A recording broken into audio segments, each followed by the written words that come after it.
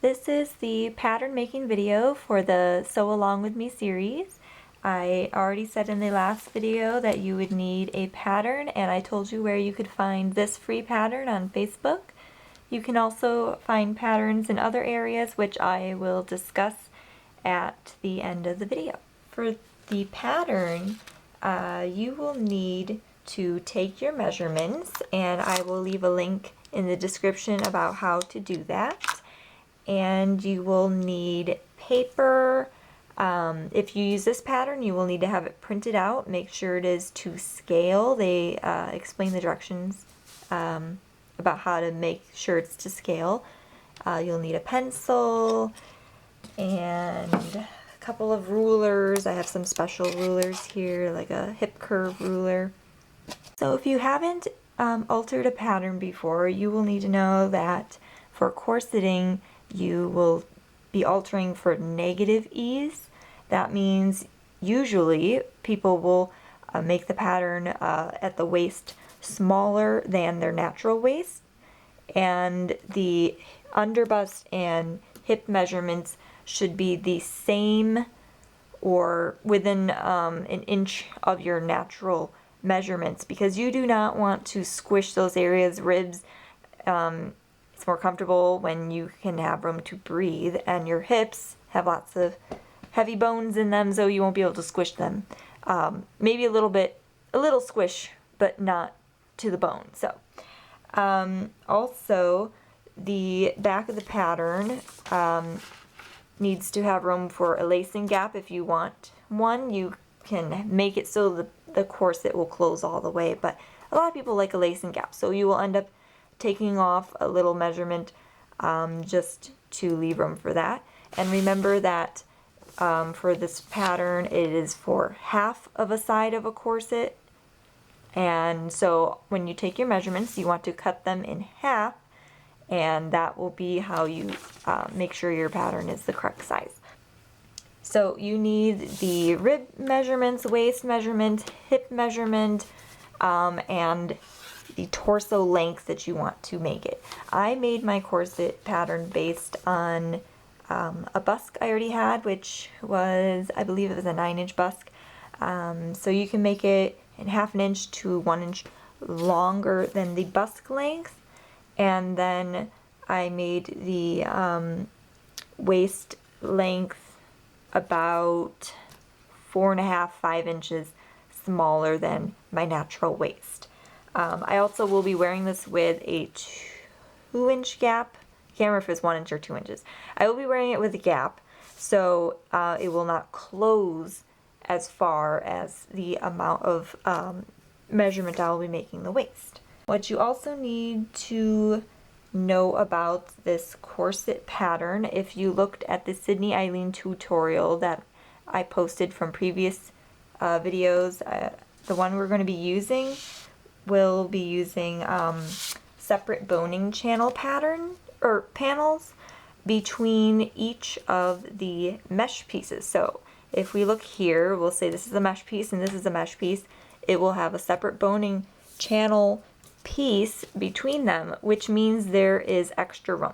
This is the seam allowance. This is 5/8 inch seam allowance. And this is 3/4 of an inch across, which will be enough for 2 1/4 inch bones. So when you make the pattern, you want to alter it to your measurements before subtracting enough room for the boning channels. You need to take the pattern you have, the measurements, and you need to subtract or add depending on which way you are going. So let's say for the waist this is 24 inches. I want to make this 20 inches. I need to subtract a little bit from each panel to make the waist length smaller. I'm also, for this pattern, using a busk panel that's separate and a grommet panel. So I'm going to have so many extra panels. I'm going to have the busk panel here, a mesh panel, then a boning channel panel, etc., etc. So I'm using 5 mesh panels and 1 grommet panel at the back. So I took the measurements and I made sure they were correct for the amount across the ribs, the waist, and the hips for my measurements, including the grommet panel and the bust panel. So I got that to be the total length of half of my body measurements. So it's half of a corset. Next, after you get all of those measurements sorted out, make sure you double measure, triple measure, make sure that each one is the right size. By the way, when I measure, I go to each line. So this is a hip line. I measure across each one. I write that down, and then I go around and measure every single panel to make sure that it will be the correct measurement across for each level. It's very important. If you get anything wrong, you will figure that out in the mock-up, but it's a lot easier, I think, if you get most of the challenges out of the way through here. So also you need to make sure that each panel is correct length and measures up the top and the bottom. So you can use a measuring tape, you can use a ruler, however you go about it. I usually like to go from line to line. Make sure you just measure it on each side. Make sure the panels are the same length. If they aren't, it'll be a little off, but usually you can fix that in the mock-up. So after you make sure that all the measurements are correct, now is the time we are going to do a little changes to this pattern that is different from most corset patterns. For this mesh corset, because we have the boning channels here. Oh, by the way, I made this just long enough to be used as a generic boning channel pattern instead of making individual ones like Sydney Eileen did, like one for this one for that one, etc.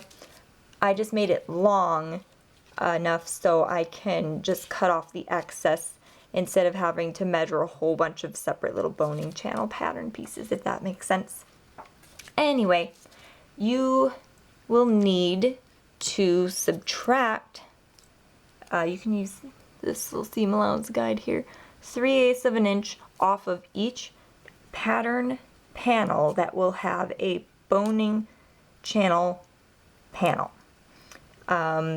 So you wouldn't do it for the busk one because that's going to a mesh piece here, but the other side of the mesh piece will have a boning channel pattern piece. So the reason you subtract 3/8 of an inch off of each of the sides that will have a boning channel piece is because this is 3/4 of an inch extra.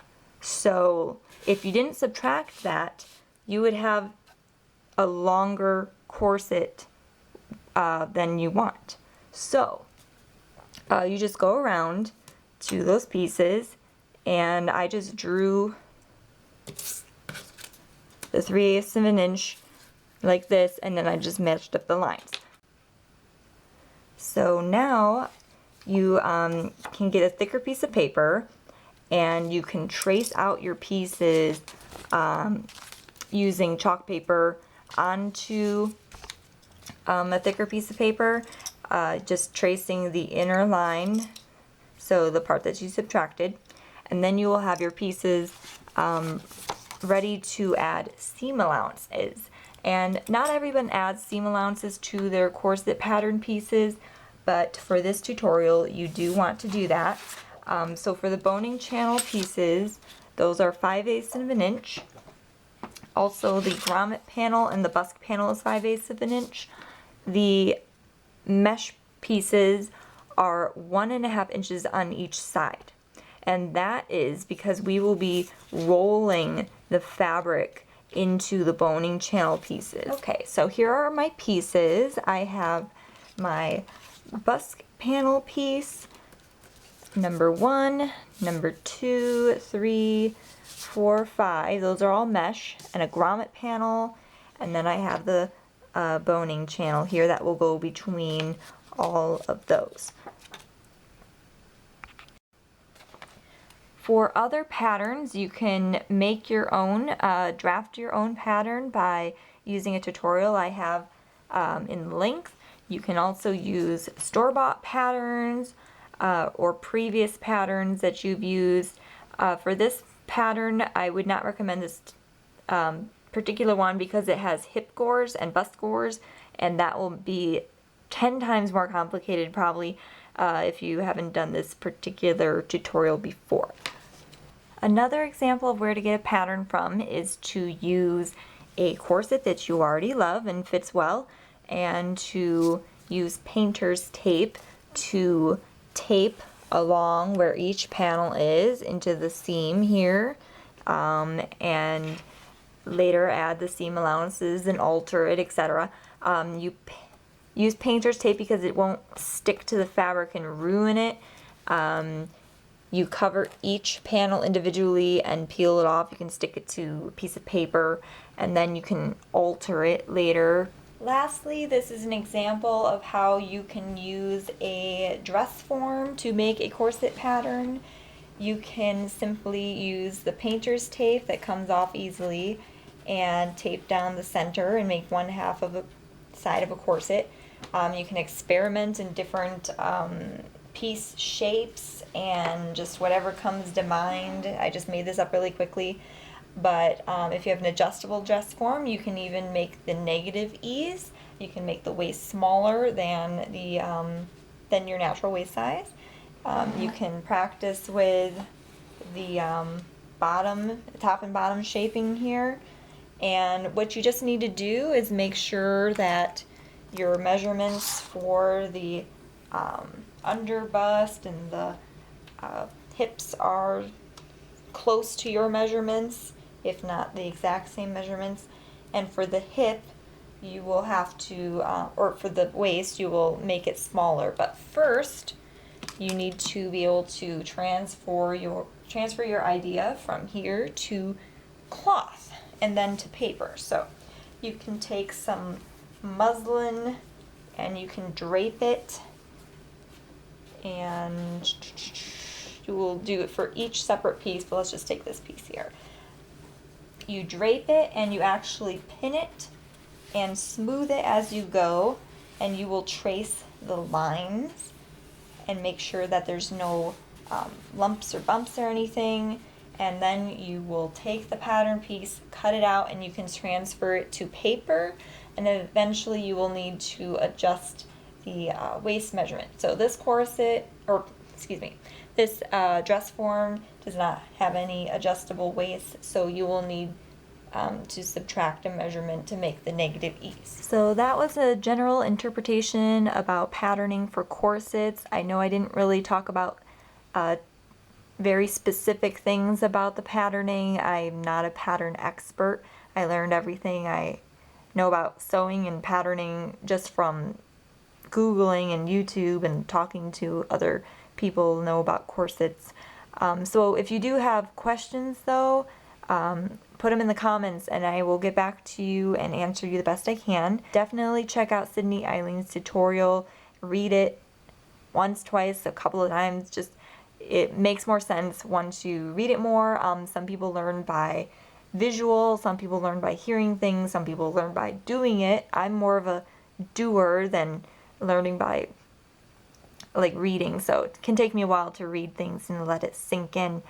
If you want to follow this series, check out my other videos. My next video will be about mock-ups, and don't forget to click the subscription button so you will receive the next video and do the sew along with me. And thanks for watching.